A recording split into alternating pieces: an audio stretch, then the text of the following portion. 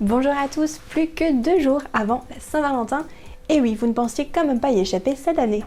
Sachez quand même que c'est la 3e fête commerciale la plus importante de l'année, après Noël et Halloween. Happy Valentine's Day. Malgré les critiques et les couples qui se disent que finalement la Saint-Valentin c'est tous les jours, il y a quand même 64% des Français qui la célèbrent. Mais pour certains cela reste une fête purement commerciale et je ne peux pas vraiment leur donner tort. En 2019, 11,4 milliards d'euros ont été dépensés. Oh my God. 59% des Français vont opter pour un cadeau à moins de 50 € et les autres vont dépenser jusqu'à, en moyenne, 150 €. Habituellement, la plus grosse partie du budget est dédiée au restaurant. Malheureusement, cette année, il va falloir jouer au cuistot à la maison. Challenge accepted. 3/4 des hommes comptent acheter des fleurs pour la Saint-Valentin.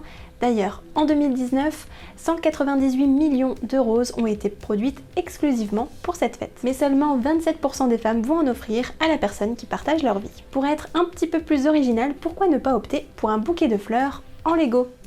Ça fait une activité sympa à faire en couple et ça demande beaucoup moins d'entretien. Et les fleurs sont souvent accompagnées de mots doux. Chaque année, ce sont en moyenne 180 millions de cartes qui sont échangées à cette période.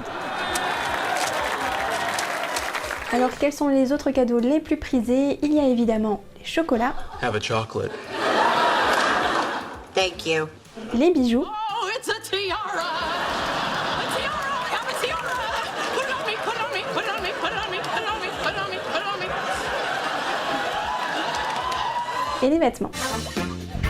Mais il faut quand même évoquer les 25% de Français qui ne souhaitent rien du tout pour la Saint-Valentin. Et vous, comment avez-vous prévu de fêter la Saint-Valentin cette année ? Répondez-nous dans les commentaires sur les réseaux sociaux et moi je vous retrouve la semaine prochaine.